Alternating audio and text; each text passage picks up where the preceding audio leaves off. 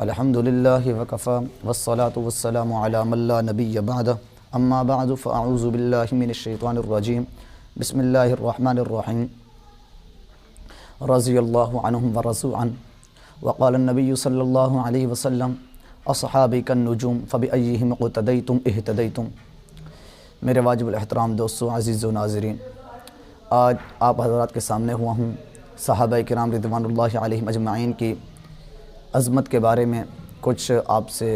گزارشات پیش کروں گا کہ صحابہ کی عظمت کیا ہے، قرآن کیا کہتے ہیں اور احادیث مبارکہ کیا کہتی ہے، اور اس کے بارے میں آپ سے میں متوجہ ہوں کہ صحابہ کی عظمت کیا ہے اور آج کل کیا ڈھنکا بچ رہا ہے کہ صحابہ کی عظمت کا کیا شور مچایا جا رہا ہے کہ صحابہ کی عظمت کو نہیں پہچانا جا رہا۔ تو میرے عزیز دوستو، اللہ تبارک و تعالی نے قرآن مجید فرقان حمید میں فرمایا رضی اللہ عنہم ورضوا عنہ، اور دوسری جگہ اولئک هم الفائزون اولئک هم الراشدون اولئک هم المہتدون۔ تو قرآن جہاں بھی کھولیں کہ صحابہ کی عظمت ہی عظمت ہے، لقد رضی اللہ عنہم ورضوا عنہ، جہاں بھی دیکھیں قرآن کے میں صحابہ کی عظمت ہی عظمت ہے۔ اور حدیث میں بھی میرے آقا دو جہان نے صحابہ کرام کے بارے میں فرمایا کہ میرے صحابہ جو ہیں یہ ستاروں کی مانند ہیں۔ میرے عزیز دوستو، آج کل یہ فرقہ واریت تو ویسے ہی چل پڑا ہے، چلنا بھی ہے، اور 73 فرقے بننے ہیں۔ تو 73 فرقوں میں سے ایک جو ہوگا جنت میں جائے گا، 72 فرقے جو ہوں گے وہ جہنم میں جائیں گے۔ اور رسول اللہ صلی اللہ علیہ وسلم نے سے صحابہ نے عرض کیا کہ یا رسول اللہ، یہ 72 فرقے جو ہوں گے یہ جنت میں، ایک جنت میں جائے گا، 72 جہنم میں جائیں گے، تو کون سا فرقہ ہوگا جو جنت میں جائے گا؟ تو آپ صلی اللہ علیہ وسلم نے فرمایا کہ جو اللہ کے حکم اور میری اطاعت اور میرے صحابہ کی اطاعت کرے گا۔ تو میرے عزیز دوستو، ہم دیکھیں کہ اللہ تبارک و تعالیٰ کے کس حکم کو مان رہے ہیں اور نبی علیہ الصلوۃ والسلام کے صحابہ کی جو عملیات اور جو فرمودات ہیں اس پر عمل کر رہے ہیں یا نہیں کر رہے۔ میرے عزیز دوستو، اس کے بارے میں باقی تفصیل سے گفتگو ہوگی انشاءاللہ، آپ دیکھتے رہیں۔ تو بس آج اتنا ہی کہوں گا کہ میرے صحابہ جو ہیں وہ اتنے پاک ہیں، اتنے پاکیزہ ہیں کہ اس کی گواہی قرآن مجید میں اللہ تبارک و تعالیٰ نے کئی جگہ دی اور حدیث مبارکہ بھی ہیں۔ تو میرے رسول اللہ صلی اللہ علیہ وسلم نے فرمایا کہ میری سنت اور میری صحابہ کی سنت پر چلو، جو ان سے ہٹے گا وہ اپنے ایمان کی فکر کرے۔ تو میرے عزیز دوستو، صحابہ کرام رضوان اللہ علیہم اجمعین میں سے ہر صحابی کو معیار حق ماننا، ہر صحابی کا درجہ بدرجہ جو اس کے ایمان لانے کا درجہ ہے اور جو صحابی کا حضور نے درجہ بتلایا اس درجے تک ہمیں ماننا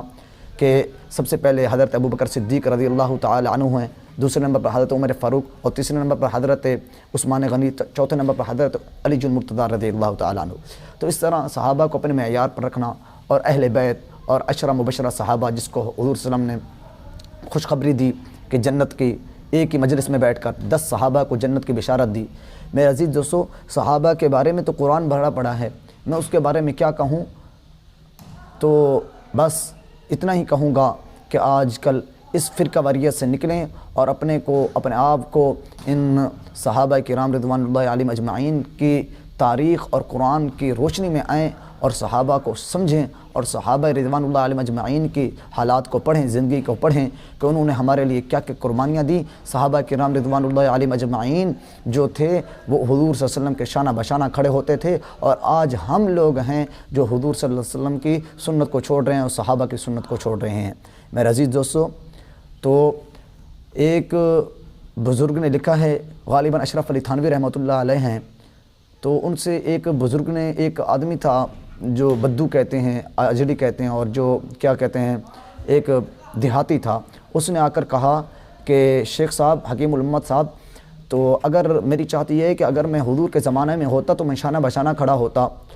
تو حضرت اشرف علی تھانوی نے فرمایا کہ بیٹا آپ ایسی دعا نہ کیا کریں کہ آپ حضور کے زمانے میں نہیں ہیں، تو یہ اچھی بات ہے، کیونکہ صحابہ جو حضور کے زمانے میں تھے ان کو اتنا ایمان مضبوط تھا کہ وہ صحابہ حضور کے شانہ بشانہ کھڑا ہو سکتے تھے۔ اس لیے اس کو شام کو یہ خواب آیا، دیکھا اس نے کہ حضور صلی اللہ علیہ وسلم سواری پر سوار ہیں اور صحابی رسول اس کی لگام پکڑے ہوئے ہیں، مہار پکڑے ہوئے ہیں۔ تو پھر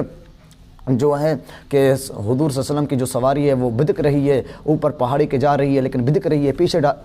پیچھے آ رہی ہے، تو صحابی رسول نے اتر کر اور مہار کو چھوڑ دیا، اور اپنے جو آدمی تھا جو خواب دیکھنے والا ایک بدو اور گاؤں والا تھا، اس نے کہا کہ میں اس کے لیے پتھر ڈھونڈنے کے لیے گیا تاکہ میں اس کے جو پاؤں تھے اونٹنی کے، اس کے سواری کے نیچے دباؤں رکھوں تاکہ وہ اونٹنی جو تھی وہ نیچے پیچھے نہ آنے پائے۔ تو وہ دیکھا بعد میں، تو صحابی جو تھا وہ صحابی حضور صلی اللہ علیہ وسلم کی جان کے لیے اتنی قربانی دے گیا کہ صحابی جو تھا وہ اونٹنی کے پاؤں کے تلے خود اپنے آپ کو رکھ دیا، اور یہ جو ساتھی تھا یہ اپنا کیا کر رہا تھا، ابھی یہ ڈھونڈ رہا تھا پتھر کو۔ تو میرے دوستو، صحابہ کرام رضوان اللہ علیہم اجمعین نے اتنی قربانیاں دیں اور اس کے بعد یہ صحابی بنے، اور اللہ تبارک و تعالیٰ نے ان کو رضی اللہ عنہم و رضوان کا لقب دیا۔ اور یہ بات ایسے نہیں ہے، مستند باتیں ہیں۔